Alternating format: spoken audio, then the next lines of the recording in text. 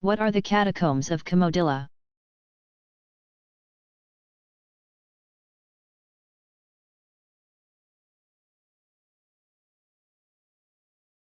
These catacombs were used for Christian burials as early as the 4th century. Smaller loculi, or rectangular niches, held between 2 or 3 bodies. But larger, and more expensive, cubicula held the sarcophagi of wealthier families. The cubicula were plastered and painted with Christian imagery. Many of the images found in the catacombs of Camodilla emphasize the Eucharist.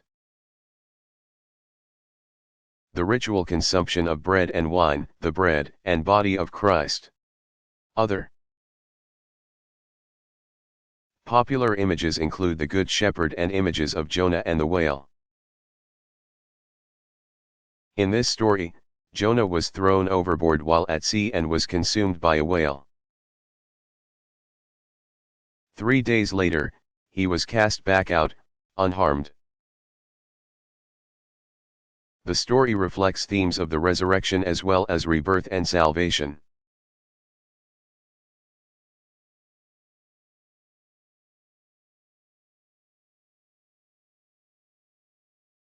What is encaustic painting?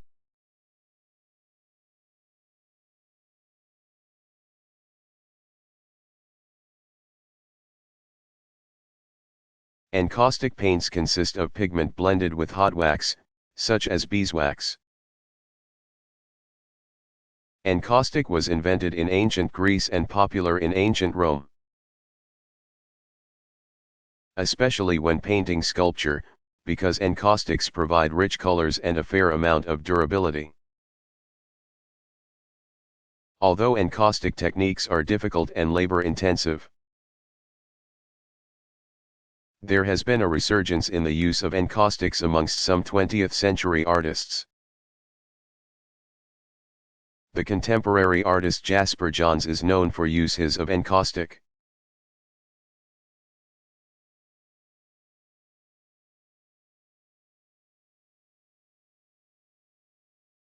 What is abstraction?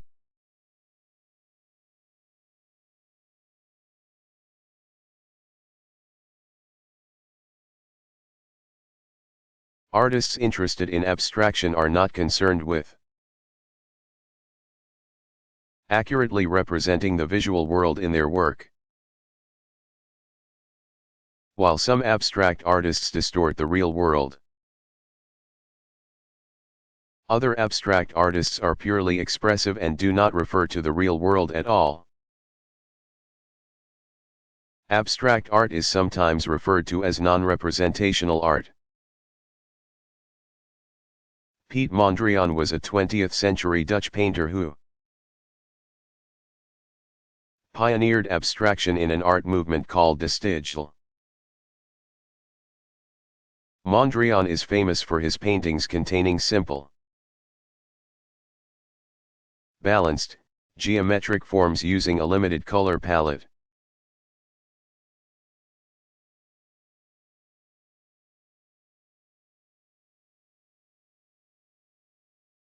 What is the Würzburg residence?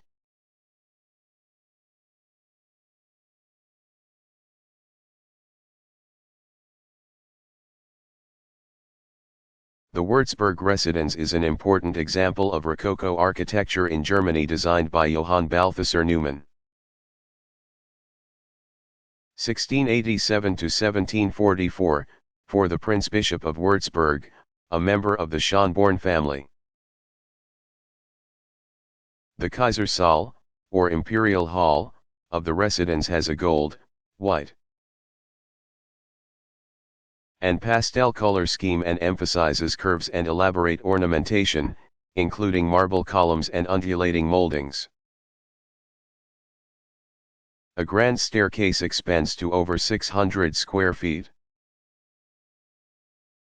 Its balustrades and banisters decorated with statues and Greek vases. Above the sprawling stairs, the Italian Rococo artist Giovanni Tiepolo painted what is believed to be the largest ceiling fresco in the world.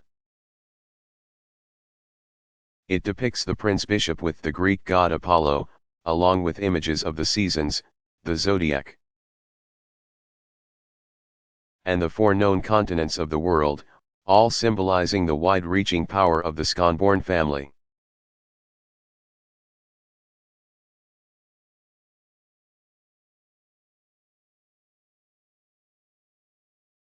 Who was Albrecht Dürer?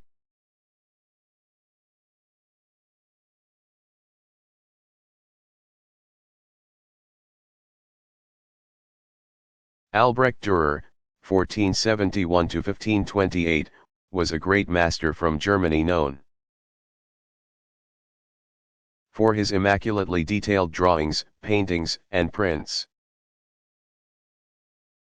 He wrote a book of advice for artists called, Four Books of Human Proportion, and was known to be self-confident and scientifically minded. Like Leonardo da Vinci, Dürer was interested in the observable world. He trained as a goldsmith. This is likely where he gained the skills and experience needed to become a successful printmaker, a form that allowed him to demonstrate his great skill in working with line. Dürer's skill was clear from a young age. At 13, he completed a self-portrait upon which he wrote, "Here I portrayed myself in the year 1484 in a mirror when I was still a child," as quoted in Wood's p. 54. Later self-portraits emphasized the luxurious texture of his long, flowing hair, and one of his most impressive drawings is a hare. 1502, in which Dürer masterfully depicts the sheen of a hare's fur in watercolor. Die Irers woodcuts, engravings, and etchings did a great deal to raise the status of printmaking to a fine art. Two of his most well-known prints are the Four Horsemen of the Apocalypse, 1497–1498, and Melancholiae, 1514.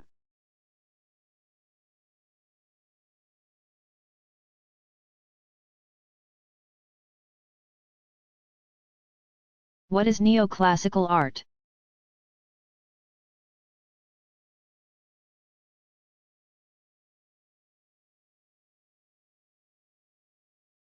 Sometimes it feels like classical influence never goes away, but in the 18th century,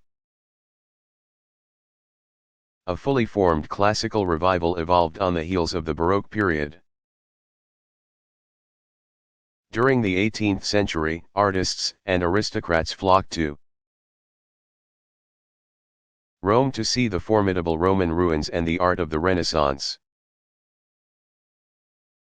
Also at this time, new archaeological discoveries were being made in Greece,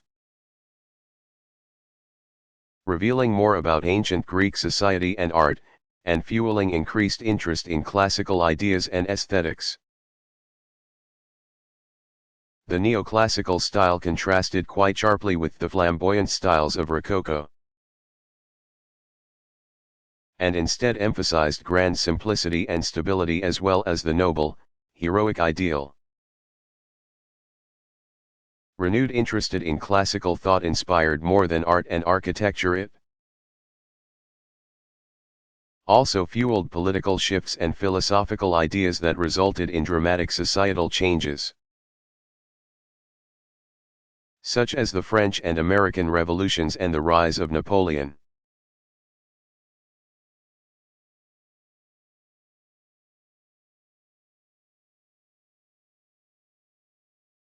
What is installation art?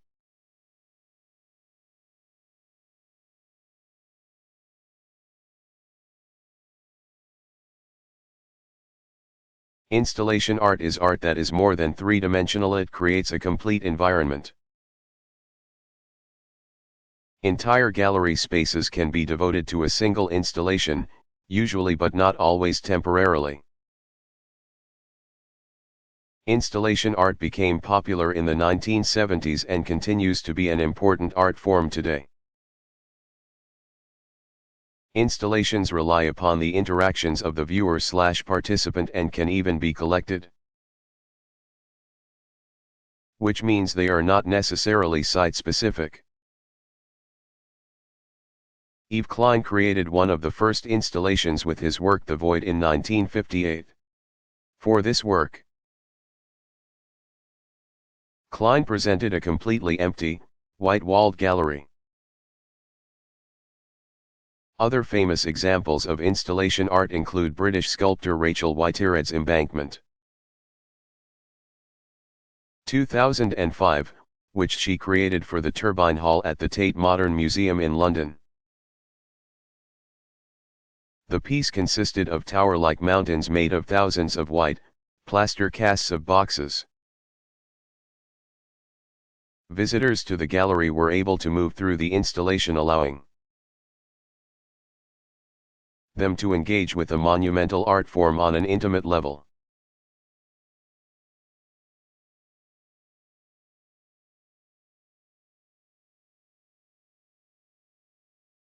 Who was Henri Cartier-Bresson?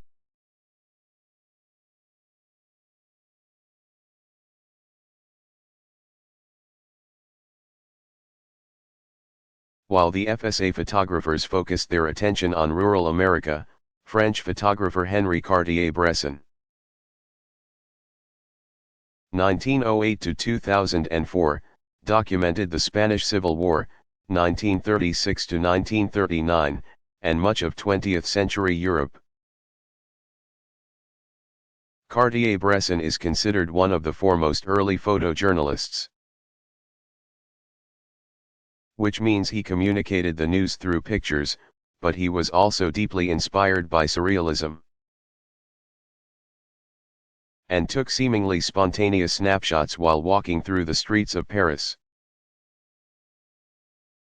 Henri Cartier-Bresson is known for his uncanny ability to remain neutral as a photographer, to maintain a fly-on-the-wall perspective. He also subtly incorporates psychological interest into his work, making his seemingly simple photographs emotionally and intellectually complex.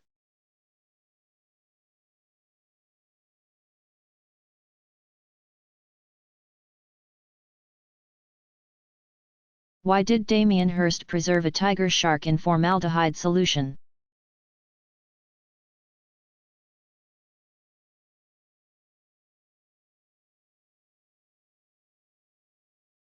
Damien Hirst's preserved shark piece might not mean much without its title, The Physical Impossibility of Death in the Mind of Someone Living, 1991. Hirst, 1965, garnered early critical success as a member of the Young British Artists, and works in a variety of media, making paintings, prints, sculptures, and installations. Hirst's Pickled Shark, like much of his work, features dead animals, and is thematically focused on death, and the frailty or fragility of human existence. The once fierce and dynamic shark is now frozen, his dangerous teeth preserved in formaldehyde and kept under glass. A living, breathing beast is now as immobile and impersonal as any other example of ready-made pop art. Hirst's preserved shark has been criticized by many as a stunt, and by others who claim Hirst's work shouldn't even be considered art at all. But, Hirst has been very successful overall, both critically and financially, earning millions of dollars for his pieces, as well as the prestigious British Turner Prize for Art in 1995.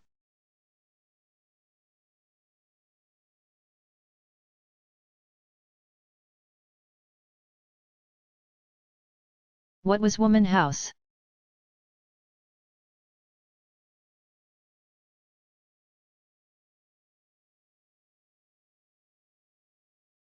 Woman House was a 1971 art installation, performance piece, feminist collaboration. An actual house located at 553 Mariposa Avenue in Hollywood, California. The project was run by the Feminist Art Program at the California Institute of Arts. A group of 26 women repaired the home before a planned demolition, using their carpentry skills to transform it into a space for women-made art, and a work of art in and of itself. Woman House contained 18 installations within its rooms, including nurturant kitchen. Performances such as Waiting questioned the role of women as keepers of the house. The house opened to the public in 1972 and attracted nearly 10,000 visitors. When the exhibitions were complete, most of the art created there was destroyed, including the home.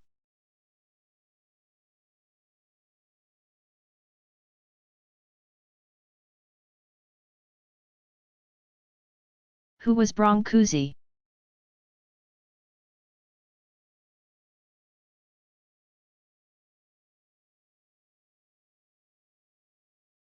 Constantine Brancusi, 1876 to 1957, a Romanian sculptor,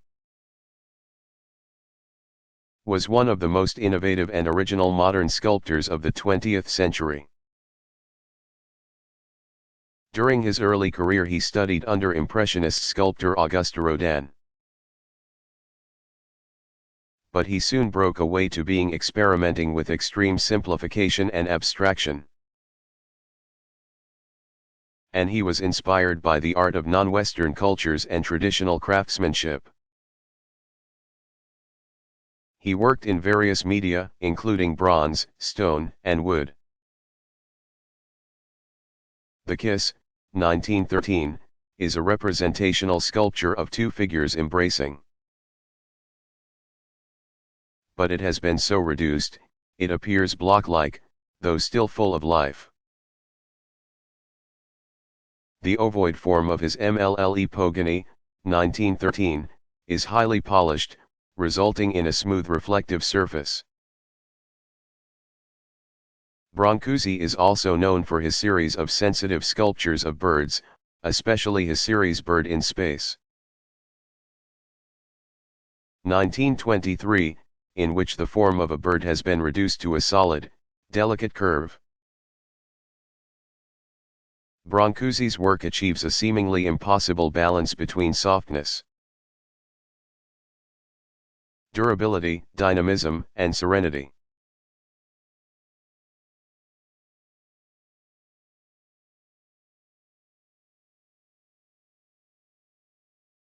What is neoclassical architecture?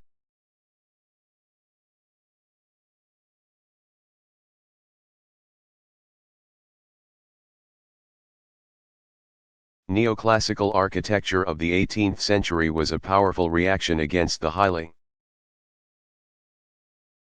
decorative styles of Rococo architecture, and emphasized logic, symmetry, and geometry in its design. Neoclassical architecture was particularly popular in the design of public buildings, and at least in Britain, private country homes.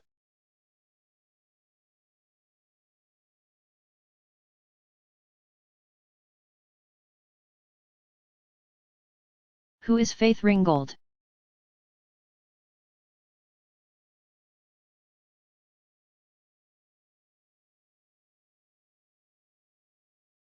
Faith Ringgold, 1930, is an African-American artist from Harlem known for her paintings, story quilts, and soft sculpture. She was inspired by traditions and styles of African art, and her work explores racial and gender identities as well as civil rights issues. She has been called a fiber artist, but her choice of media is diverse. In 1967 she painted Advent of Black Power, an image from her American People series, which was featured on a U.S. postage stamp, and later she was a member of the Black Women's Artist Collective, Where We At. Ringgold, who was inspired by Tibetan Thankas, began making story quilts in the 1980s. Her best-known story quilt is Tar Beach, 1988, which was also made into a picture book in 1991. Tar Beach visually narrates the story of 8-year-old Cassie Louise Lightfoot, whose father is a union worker, and the way in which her imagination allows her to fly while on her Harlem rooftop. The text of the story, a version of which became the book, is written around the border of the quilt.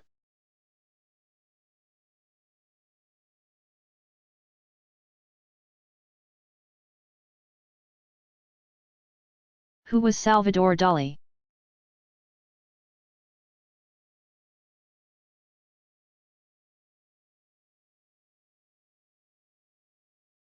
Salvador Dali, 1904 to 1989, was a Spanish surrealist painter, writer, and filmmaker who gained celebrity status for eclectic art and eccentric behavior, and a curling black mustache. Dali was trained in art at the San Fernando Academy of Fine Arts in Madrid, and his early work exhibits traditional and later Cubist influence.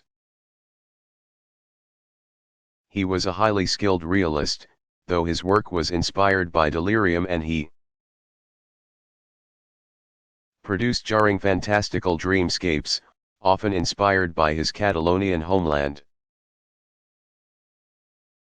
Dali called his approach the paranoiac critical method.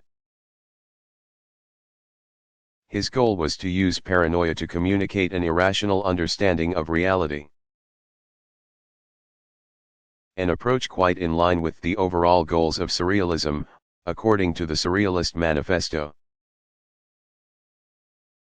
Dali's most famous work is The Persistence of Memory, 1931, other notable paintings include Birth of Liquid Desires, 1931 to 1932, and Soft Construction with Boiled Beans, Premonitions of Civil War, 1936. Dali also created sculptural objects such as Lobster Telephone, 1936, and his long-legged space elephant, which appears in both sculptures and paintings.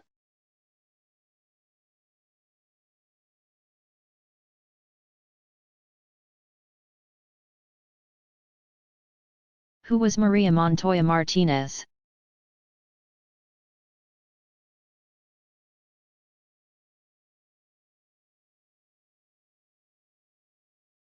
Maria Montoya Martinez, 1887 to 1980, was a Native American artist from San Ildefonso Pueblo in New Mexico who, along with her husband Juan Martinez, is famous for highly polished black-on-black ceramics, which are highly valuable on the art market. The Martinez's pots were often traditional in form, but decorated with geometric, curvilinear designs influenced by the Art Deco styles popular during the early 20th century. Maria Martinez was the only Pueblo artist to consistently sign her work, which she occasionally did using her native Tewa name, Po Veka, Pond Lily. The community-focused Martinez also signed pots with both her and her husband's name, as well as the names of her Pueblo neighbors.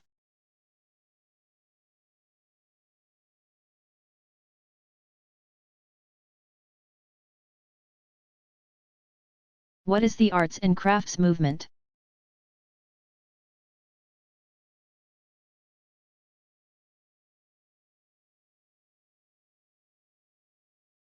The arts and crafts movement, which lasted from 1860 to 1910, was championed by a loose group of artists. Designers, writers, and architects with both aesthetic and social concerns. It developed first in Britain, and then in the United States, where it is called the American craftsman style. Inspired by the ideas of art critic John Ruskin. Its supporters believed that industrialization resulted in the diminished quality of decorative objects, and that this was at least partly to blame for social problems of the era. One of the leaders of the arts and crafts movement, William Morris, 1834 to 1896, also believed that beautiful art should be available to everyone, and that the status of decorative arts should be raised to the status of paintings and sculptures, traditionally considered to be examples of fine art. Other artists associated with the arts and crafts movement include Gustav Stickley, 1858 to 1942, an American designer and furniture maker known for his geometric simplicity, along with Charles Rennie Mackintosh, 1868 to 1928, a Scottish designer and architect also associated with Art Nouveau. Arts and crafts architects included Philip Webb, 1831 to 1913, Charles Voysey, 18571941, and Frank Lloyd Wright, 1867 to 1959, who is associated with the Prairie School, an American offshoot of the arts and crafts movement based in Chicago.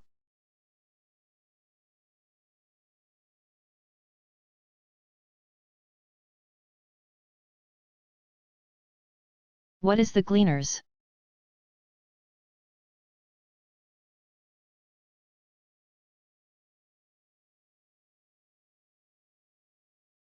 The Gleaners, 1857, is a painting by Jean-François Millet, 1814 to 1875. A member of the Barbizon school, which depicts French laborers on a monumental scale and exemplifies the transition between Romanticism and Realism. The Gleaners is a large oil painting with soft, diffused brush strokes and a sense of nostalgia for the countryside during the time of the Industrial Revolution. The term gleaner refers to rural people who gathered any produce discarded by the farm workers after the harvest, extremely physically demanding work that usually resulted in very little of value. The faces of the peasant women are obscured, rendering the peasants as symbols rather than individuals. The painting elicits sympathy for the rural poor through the soft light and the monumentality of the figures. It also juxtaposes the poor with the wealthy as more prosperous farm workers with expensive equipment can be seen efficiently harvesting in the background. After seeing the work, some critics believed Millet harbored sympathies for the recent revolutions of 1848, eliciting controversy despite Millet's denials.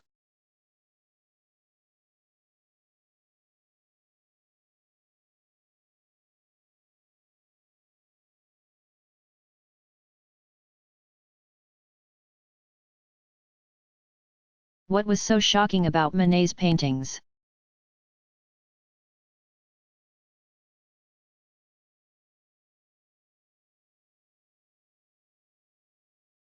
Manet's Le Déjeuner sur l'herbe, The Luncheon on the Grass.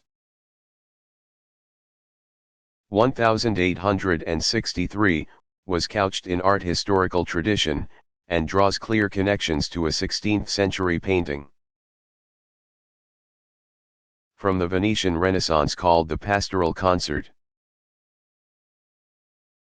which also depicts a small gathering of minstrels and partially nude women relaxing in a country setting. The nudity alone was not enough to shock 19th-century viewers. But it was apparently the contrast between the well-dressed men and the complete nudity of the central female figure, who stares confidently out from the picture plane, that pushed it over the top. She, and a semi-naked bather in the background, were interpreted as prostitutes. Le Déjeuner sur l'herbe was not a neoclassical work, nor a modest depiction of female beauty as was common from the Renaissance, but a bold portrayal of contemporary figures engaging in what was perceived of as immoral behavior. Manet's equally shocking Olympia, 1863, also drew on Renaissance predecessors, specifically Titian's Venus of Urbino, but instead of a demure reclining nude, Manet presented a boldly staring woman who confronts the viewer with her nudity. While in Titian's painting, a small dog, a symbol of loyalty, is curled asleep at the foot of the bed.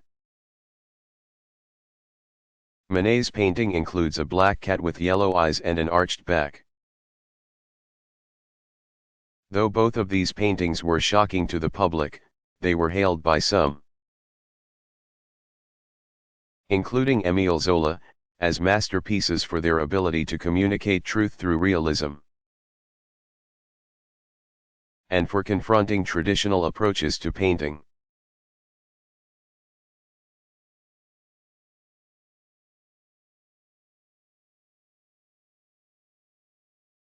How did the ancient Chinese cast bronze?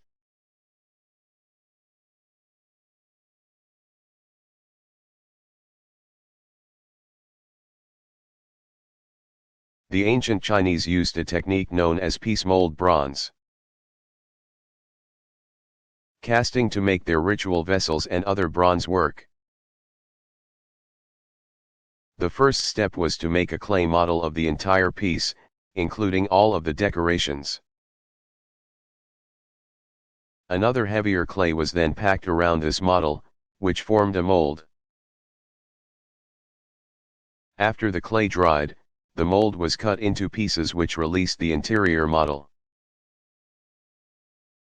The mold, now reassembled, could be filled with molten bronze. Bronze, an alloy of tin and copper, plus other metals, becomes molten at 1,800 degrees and requires an enormous amount of labor to manipulate.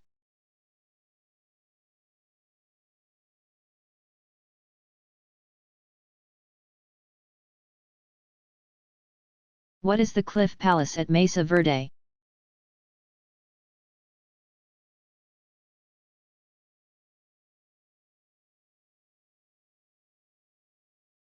The Cliff Palace at Mesa Verde in Colorado was built by the Anasazi people,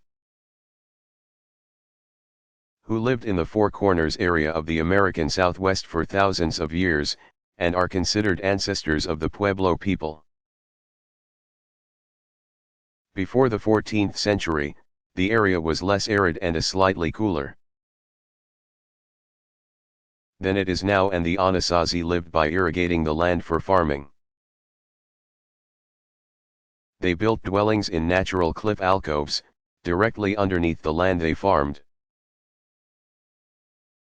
The dwellings, which are among the most dramatic and best preserved examples of Native American architecture, were designed for special purposes such as food storage and religious ritual. Some of the dwellings have as many as 150 rooms and are essentially cave villages. Another structure, Pueblo Bonito, was also built by ancestral Pueblo people as early as the 9th century.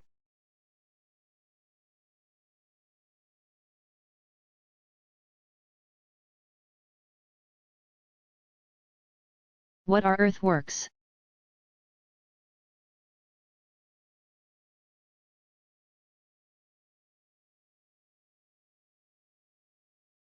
Earthworks, also known as land art, are works of art made of natural materials such as earth, rocks, water, usually on an extremely large scale. Land art became popular in the 1960s. Earthworks have been linked to minimalism due to their inherent simplicity. And some scholars have called this form a reaction against consumerism because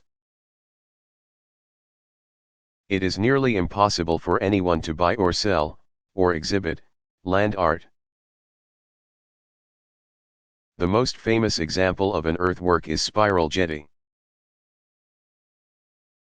Built on Roselle Point in the Great Salt Lake in Utah in 1970 by artist Robert Smithson. Spiral Jetty is monumental indeed, a 1,500-foot-long embankment made of earth, mud, and basalt rocks that juts into the lake. Periodically submerged due to the changing levels of the lake. Earthworks such as Spiral Jetty are built on such a large scale that they evoke the mystery and largesse of ancient monuments and sites such as Cahokia or Serpent Mound. Other examples of earthworks are Michael Heiser's Double Negative, 1969-70. Which was created by cutting the sides of a canyon wall in the Arizona desert, as well as Walter de Maria's Lightning Field, 1977.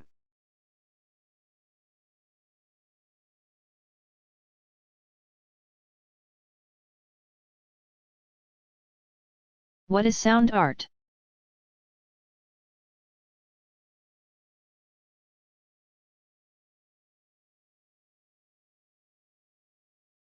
Also known as audio art, sound art developed in the late 1970s. Though artists and musicians had been experimenting with sound and electronic music for decades prior. Sound art, like video art, is a medium rather than a style, and features many different types of sounds from natural to man-made. The Italian artist Luigi Russolo, 1883-1947, wrote a manifesto titled The Art of Noises in 1913. Using new musical instruments as well as music comprised of noise sounds. Also in 1913, Dada artist Marcel Duchamp created the Erratum musical, and later Yves Klein wrote the Monotone Symphony, 1947, which was composed of only one note. There are a number of sound artists, and visual artists who incorporate sound, working today. Including the British artist Brian Eno, 1948, who collaborated with the artist Peter Schmidt to create an artwork called Oblique Strategies, Over 100 Worthwhile Dilemmas, 1975. Oblique Strategies is a set of cards designed to assist in solving difficult dilemmas that arise during life and creative work, such as writing a musical composition. Sound art is still in its infancy, and new audio and digital technology continues to develop and impact the medium.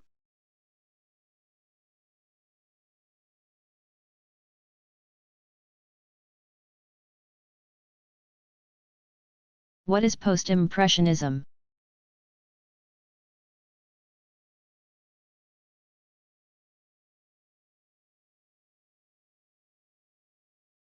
Post-impressionism is a tricky category. The term literally means after impressionism, though the fact that some artists are considered both impressionists and post-impressionists, like Paul Cézanne and Georges Seurat, doesn't help. Neither does the fact that most of these artists went through an impressionist phase. And that some are also considered to be neo-impressionists, a term invented by 19th century art critic Felix Finian to describe pointillism, a style attributed to Seurat. Regardless, the term post-impressionism is used to describe late 19th century art that rejects the spontaneity of impressionism and is characterized by bright colors and defined brush strokes. Post-impressionist artists were not as eager as the impressionists to dissolve form in their work. And therefore post-impressionism can be recognized by its relatively clear outlines. The most important post-impressionists include Paul Cézanne, Vincent van Gogh, and Paul Gauguin. And other significant artists include Georges Seurat, and Henri de Toulouse-Lautrec, among others.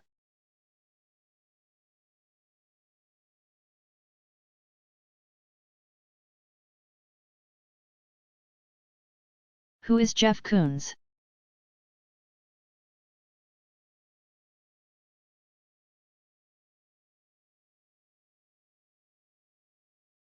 Jeff Koons, 1955, is a controversial, highly successful contemporary artist known for monumental, brightly colored sculpture and art produced by large teams of assistants. A former commodities broker who trained at the School of the Art Institute of Chicago and the Maryland Institute College of Art, Koons creates art that critiques commercialism. For example, he displayed vacuum cleaners in clear, perspex boxes, in a series called The New 1979, and later began making enormous, highly polished balloon animal sculptures that were praised for their technical virtuosity, and criticized for their over-the-top decadence.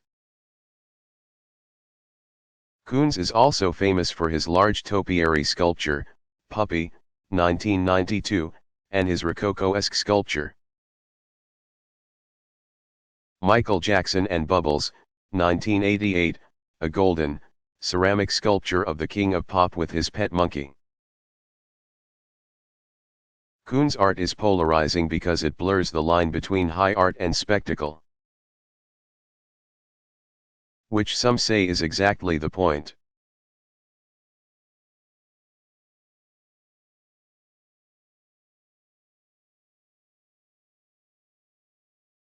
Who is Gabriel Orozco?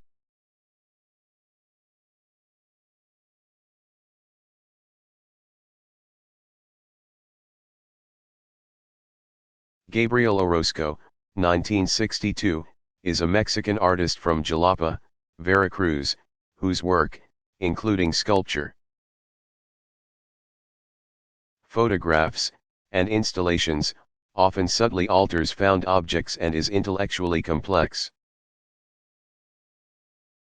For example, in the early 1990s, Orozco chopped up a Citroën DS automobile and reduced its width by 2/3.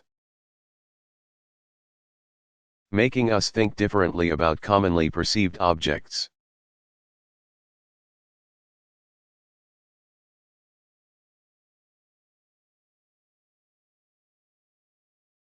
What was so revolutionary about Criscio's boy?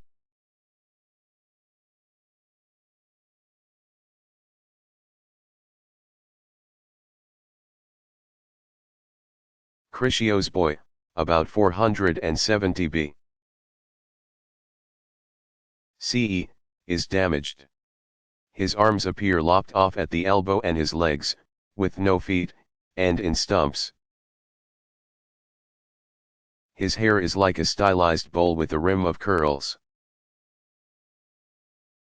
And yet, this dusty relic represents one of the most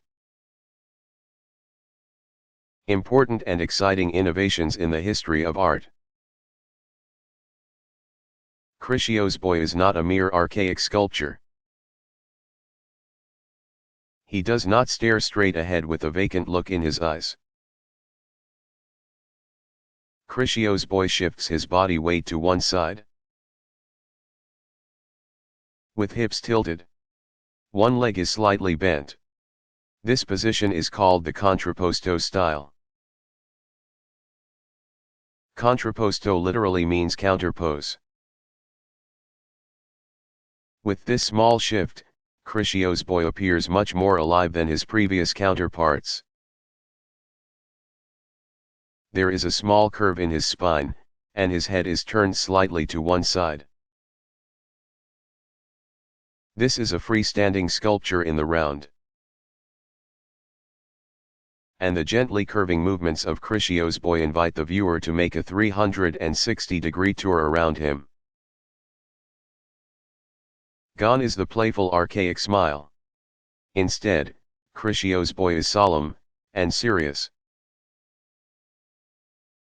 A youthful athlete, Criscio's boy represents Greek ideals of youth,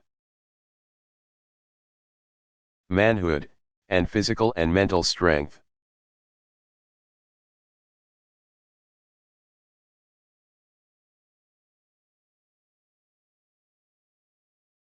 Who was Jacques-Louis David?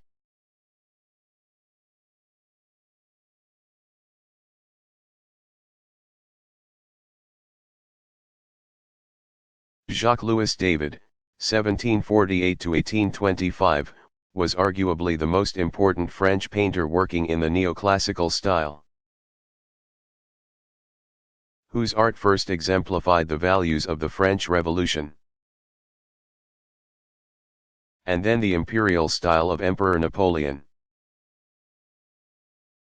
In his history paintings, such as the Oath of the Artei, 1784, David depicted patriotic Roman scenes,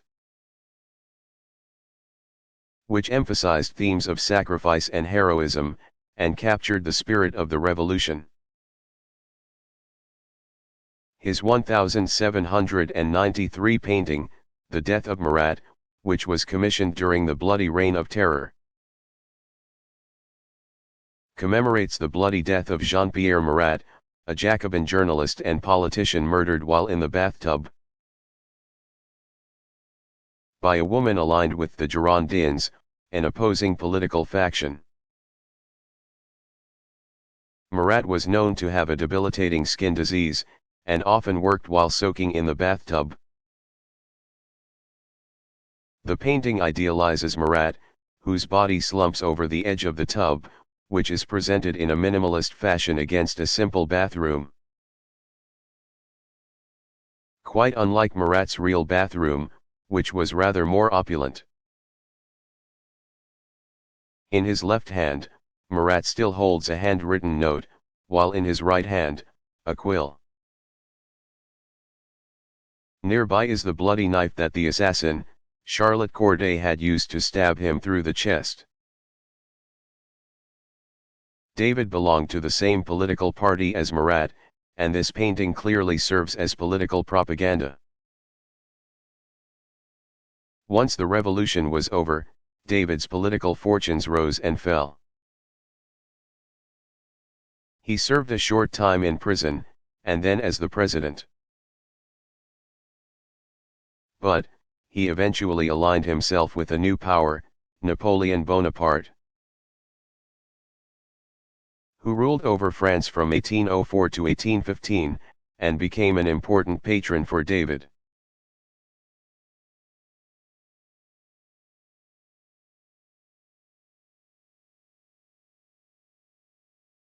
What is Nouveau Realisme, New Realism?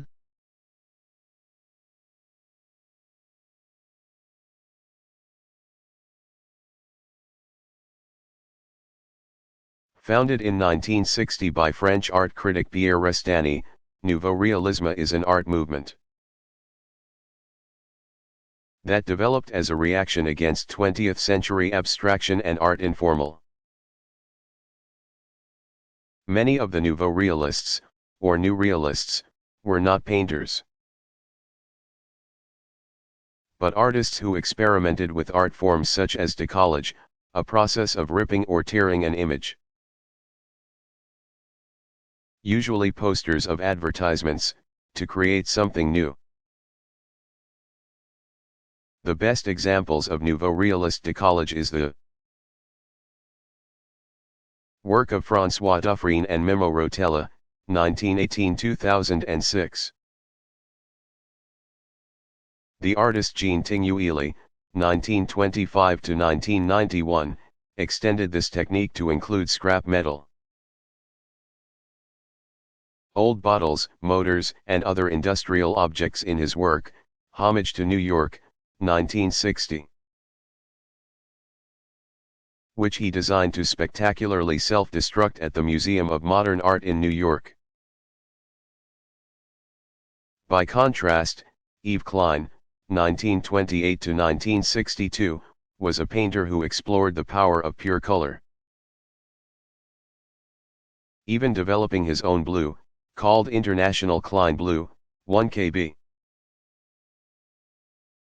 The new realists used the objects of the real world, often junk, as their palette.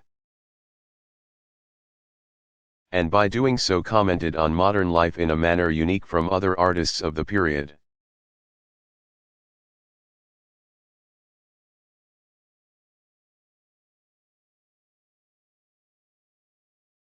What is the Gero crucifix?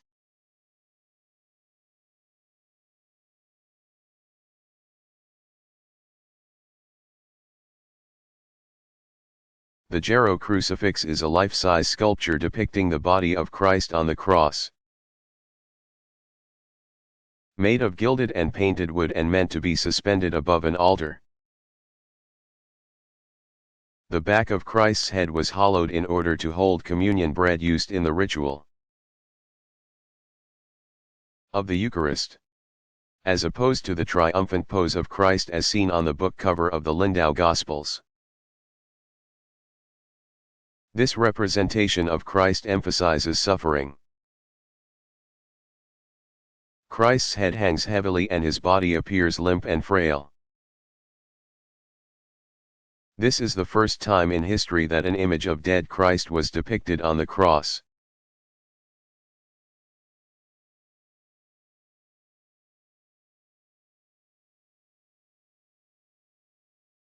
What is the Sphinx?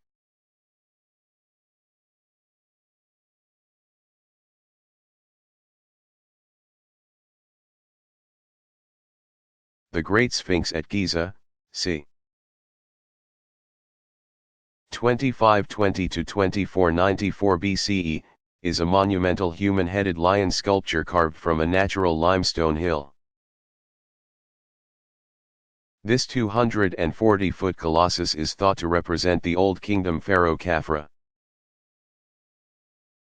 Like the Assyrian Lamassu, Egyptians protected gateways with depictions of lions. It was thought that lions never slept and they were associated with the sun. In Egypt, as in much of the ancient world, human-animal hybrids were considered divine, and this promoted Khafra's status as a divine ruler.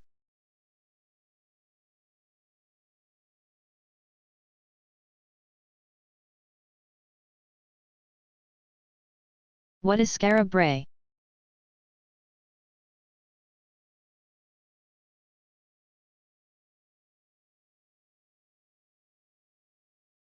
Skara Brae is a seaside Neolithic settlement on the Scottish Orkney Islands, which are situated in the far north of the country. The relatively small Skara Brae was inhabited between 3100 and 2600 BCE. Thousands of years after Near Eastern settlements such as Jericho and Kitulhuac, and was constructed of stone due to the lack of timber on the islands. Whereas other populations on the British Isles did not settle until nearly the Bronze Age. Evidence of settled life at Skara Brae includes discoveries of cooking tools, decorated pottery, and stone-carved furniture such as beds and dressers. The fact that stone was a primary building material resulted in uniquely well-preserved examples of Neolithic art and architecture in Northern Europe.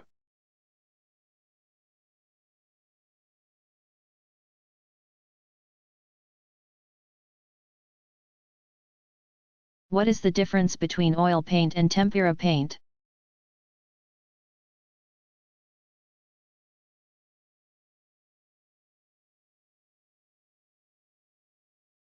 Oil paints are made by mixing pigment into oil, often linseed or another vegetable-based oil. Oil paints create beautiful rich colors that can be easily blended because oil paints dry very slowly. During the late Renaissance, oil painting techniques were developed in the Netherlands and interest in oil painting spread slowly throughout the rest of Europe. In Renaissance Italy, especially Tuscany, tempera paints were preferred over oil and had been in use long before oil paints. Tempera paint is made by mixing pigment with egg yolk. It dries much more slowly than oil paint. Like oil paints, tempera paints create lovely rich colors.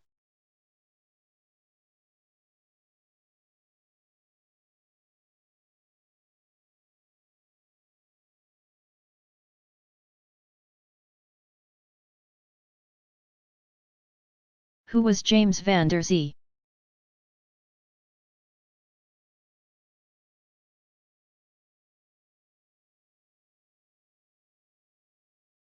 James van der Zee, 1886 to 1983, was an African-American photographer who documented the emerging black middle class in New York City during the Harlem Renaissance. He was primarily a portrait photographer and worked in his studio.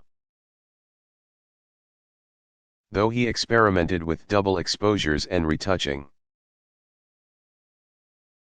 van der Zee painted studio backdrops for indoor photo shoots, and even provided props and costumes for his sitters, often commemorating important life events such as weddings or family gatherings. Van der Zee's work captures the hopes and dreams of Black Americans arriving in the city from the rural South and remains one of the most significant records of the Harlem Renaissance. His collected works are now held at the Museum of Modern Art in New York.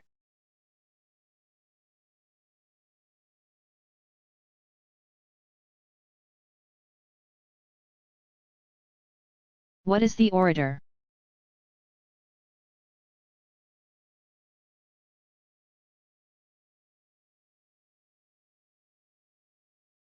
The orator is a life-size, bronze sculpture of Aulus Metellus, a Roman official from the time of the Roman Republic. Made in either the 1st or 2nd century BCE. The work depicts the authoritative politician addressing a crowd with his right arm raised. Wearing traditional leather boots and a toga, the portrait sculpture is part of a tradition of Roman realism known as Verism.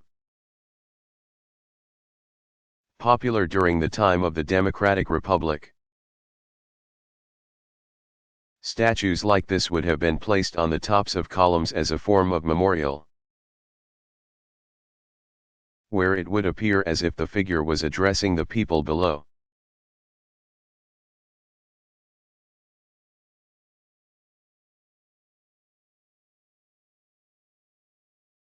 Who are some of the important international artists working today?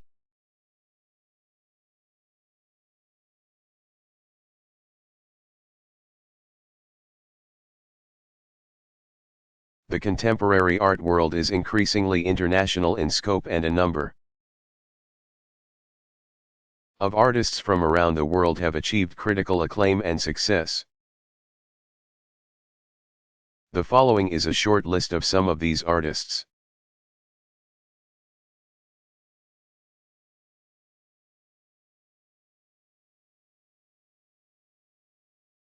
Are those human hands?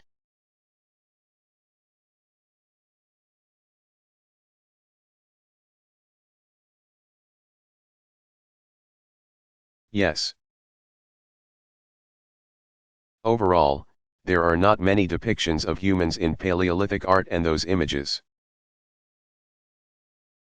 of humans that do exist are not as realistically rendered as images of animals.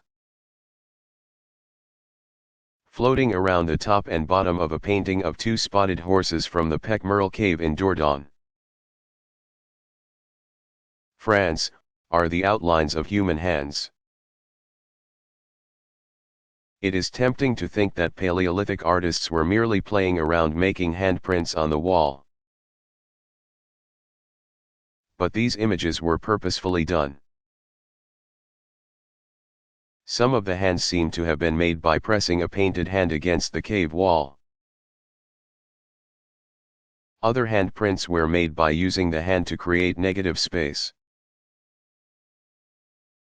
Paleolithic artists used their hands like a stencil and either, essentially, sponge painted or sprayed pigment with a reed or bone to create the outline.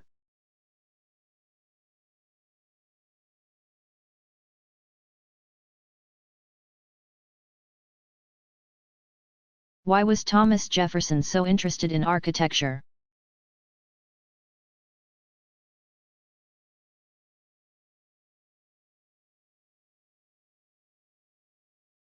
Thomas Jefferson absolutely despised colonial Georgian architecture,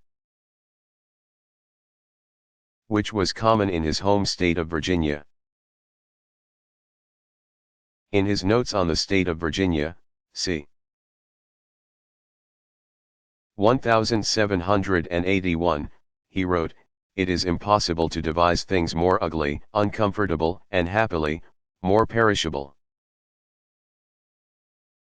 Jefferson, a skilled amateur architect who studied Palladio's 4 books on architecture,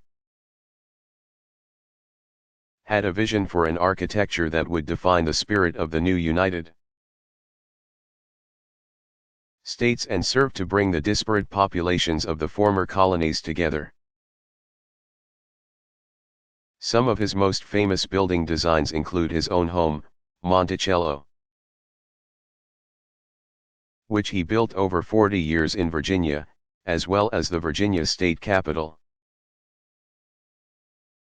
and the University of Virginia Rotunda, a building particularly inspired by the Villa Rotunda, in Rome.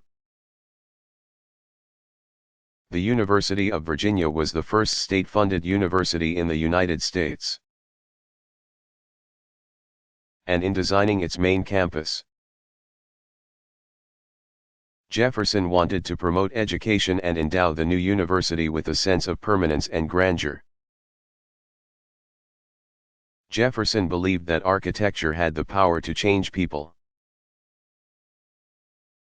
His designs reflect his similar political goals to create an enduring and powerful government, one that values individualism, democracy, and freedom.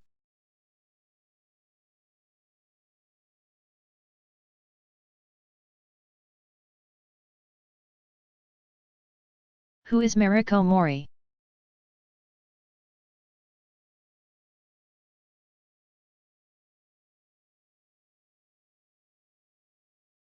Mariko Mori, 1967, is a contemporary Japanese artist whose work includes videos, photographs,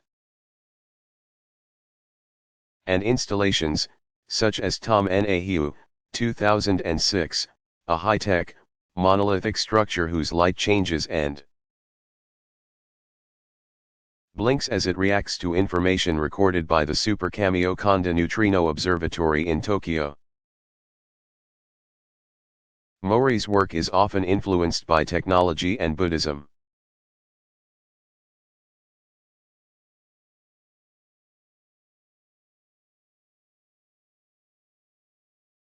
Why did ballerina dancers fascinate Degas?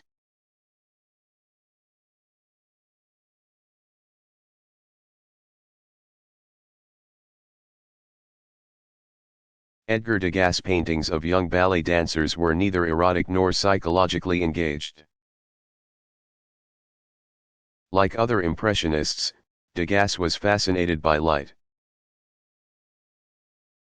And dancers provided Degas many opportunities to experiment with light, as they were usually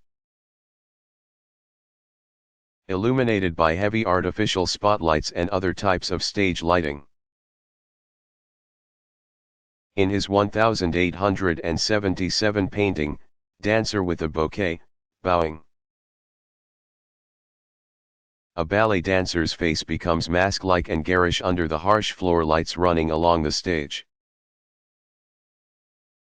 In addition to light, Degas also explored figurative movement. Another interest that benefited from using the flexible dancer as a subject. Many of Degas' paintings feature dancers as they are stretching and preparing for a performance, such as his 1879 pastel drawing, Awaiting the Cue. Focusing on dancers allowed Degas to represent surprising angles and poses of the human body. These paintings often feature an angular, cropped quality that brings the drama of light and movement to the forefront, and also shows the influence of Japanese prints.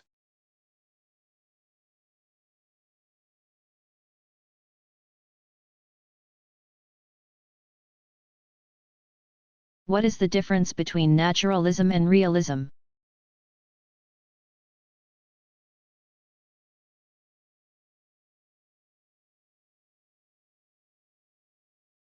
Naturalism, sometimes confused with realism, is a mode in which an artist attempts to objectively represent the natural world. Artists interested in naturalism spend a great deal of time looking and thinking about the observable qualities of the visual world, while the term realism is sometimes used interchangeably with naturalism, and also refers to art that accurately depicts the visible world. The term is slightly broader, encompassing the sometimes harsh reality of everyday life. Realism, with a capital R, also refers to a series of different art movements including the 19th-century realist movement in France, as well as Soviet-era socialist realism.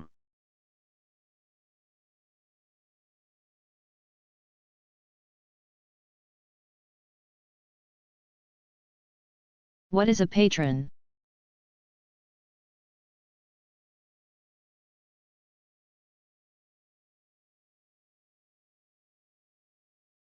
A patron is somebody, an individual or a group, or even a company or a museum,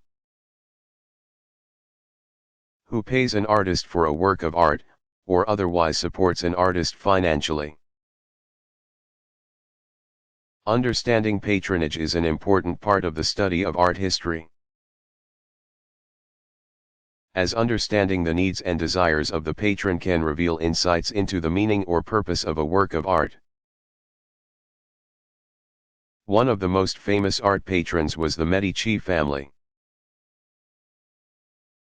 a rich and powerful family that dominated the Italian city of Florence during the Renaissance. Cosimo de' Medici commissioned works by 16th-century artists Pontormo and Bronzino, and master artist Michelangelo received key early support from the Medici family. He even lived in the Medici home as a young apprentice, and attended Lorenzo de' Medici's School of Art. Patrons continue to wield considerable influence over the art world. In the early 20th century, American writer and art collector Gertrude Stein, along with her brother Leo Stein, supported artists such as Pablo Picasso and Henri Matisse. by buying their art at a time when their modern style was unpopular in the mainstream. More recently, Charles Saatchi, a British advertising executive, helped to support the careers of the Young British Artists, YBAs, a group that includes Damien Hirst and Tracey Emin. Saatchi collected work for his aptly named Saatchi Gallery. The art he bought and displayed in his gallery directly affected art tastes and monetary values.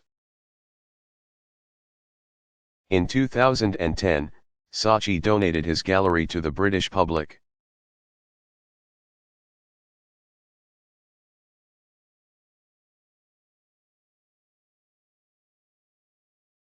What is the Bayeux Tapestry?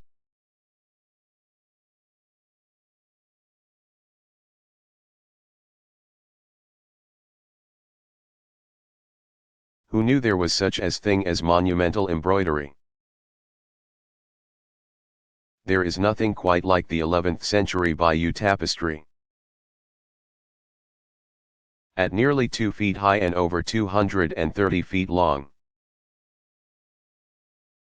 This work is not actually a tapestry, it is not woven, but embroidered linen. The colorful piece combines text and narrative imagery to tell the story of the Norman conquest of England.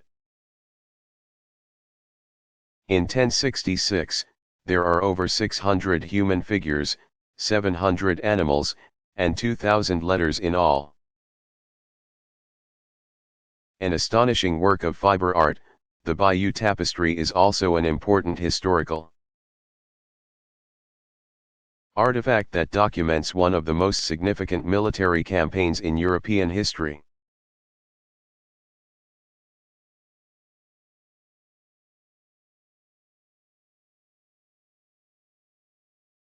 What is a Byzantine icon?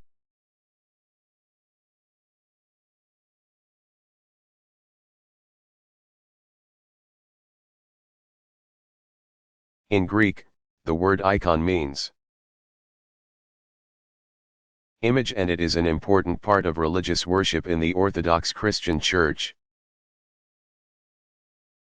An icon is a sacred representation of a holy person, usually a saint, Christ, or the Virgin Mary.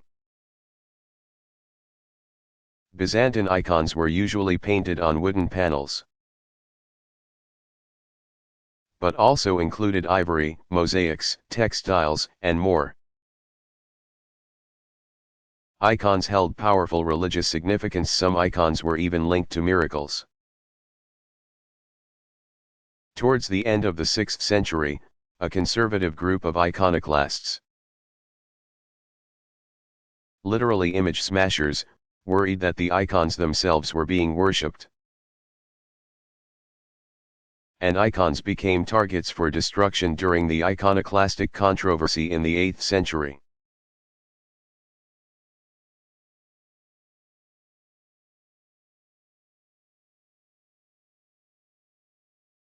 What is Fluxus?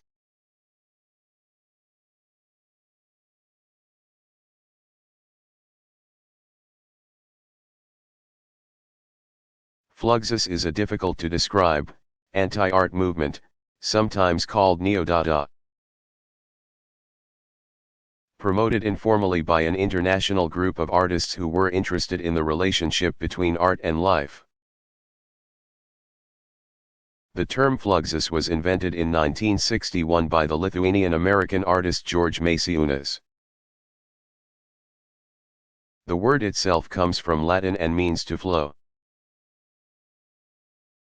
Artists associated with Fluxus include, among others, Joseph Beuys, 1921–1986, George Brecht, 1926–2008.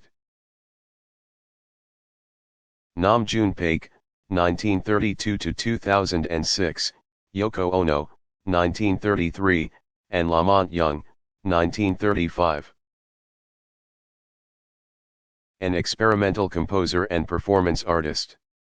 The artist Dick Higgins, 1938–1998, created a rubber stamp upon which he explained Fluxus as a way of doing things. a tradition, and a way of life and death, as quoted in Dempsey 229. Fluxus art was inherently collaborative. Artists worked together to create pieces by sending art through the mail, for example.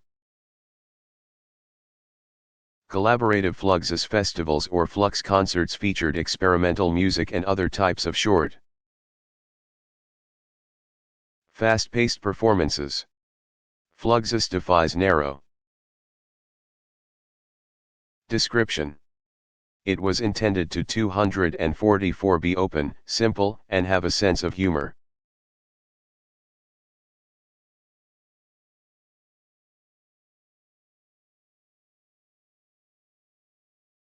Why did Veronese get into so much trouble?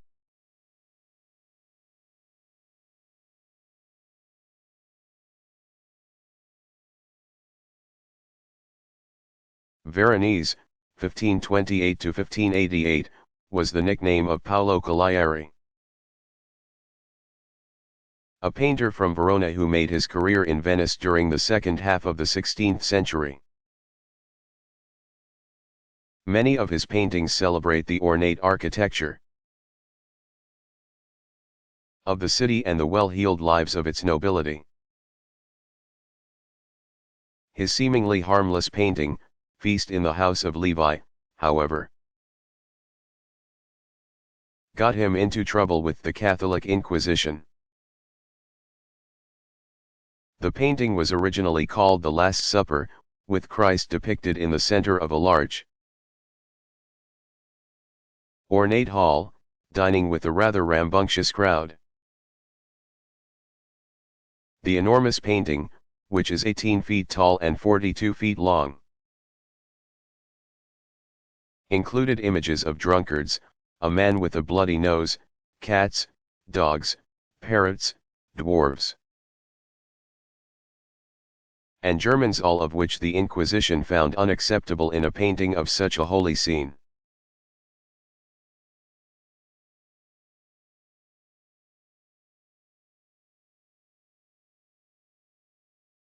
What is Machu Picchu?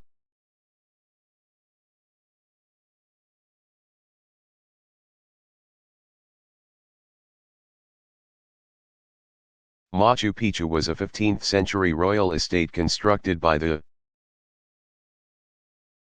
Inca king Pachacuti, high in the Andes Mountains near Cuzco, Peru.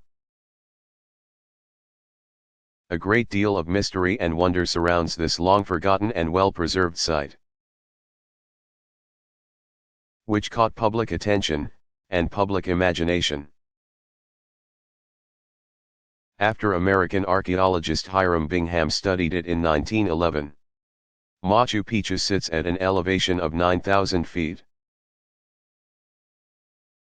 The site consists of stone buildings, terraced farm plots, open plazas, and religious shrines. The architecture at Machu Picchu matches other Inca sites and was built out of granite using Inca masonry techniques, a style of stone construction that consisted of joining pillow-shaped blocks without mortar. Similar construction can be seen throughout the city of Cuzco,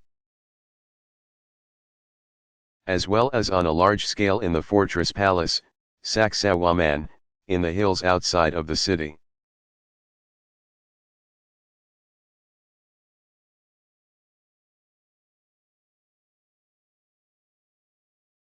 Why was Horatio Greenough's sculpture of George Washington so controversial?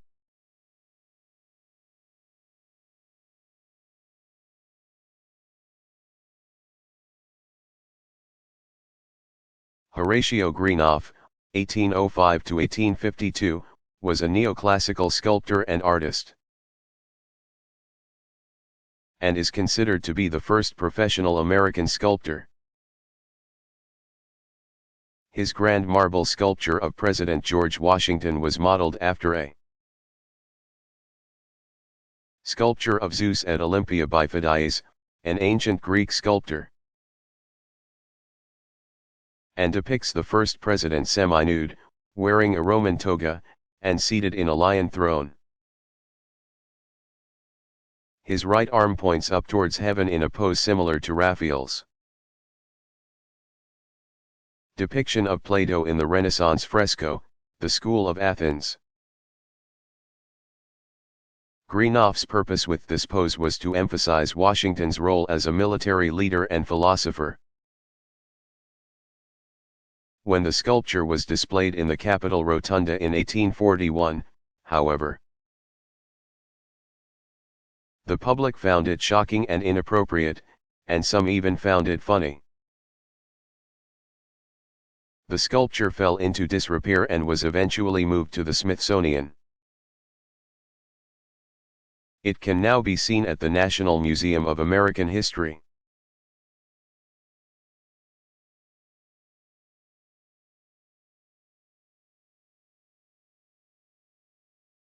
Who was Leonardo da Vinci?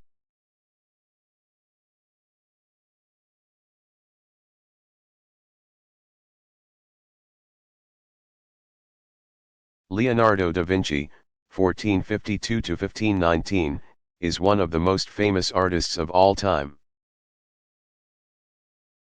He was the illegitimate son of a Tuscan notary and went on to train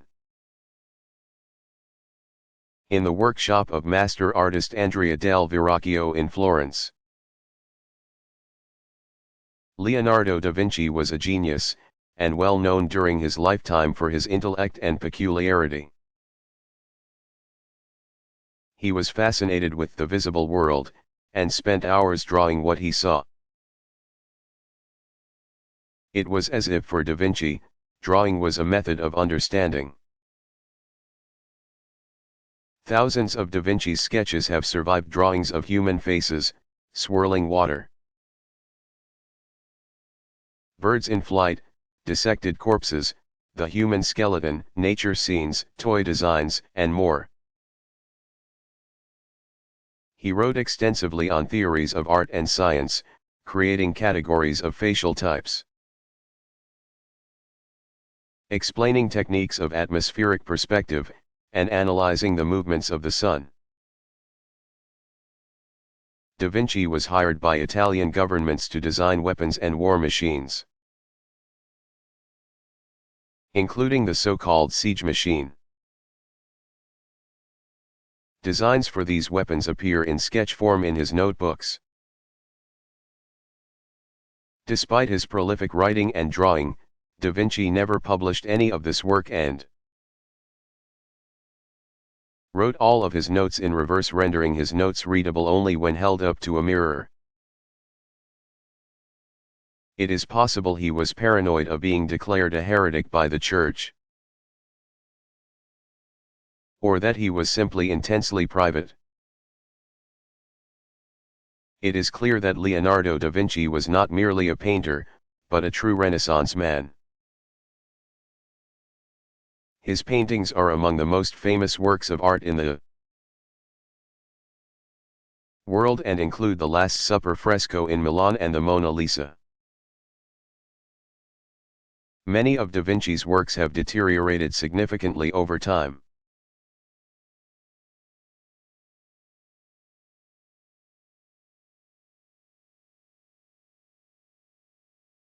Who were key Proto-Renaissance painters in Siena?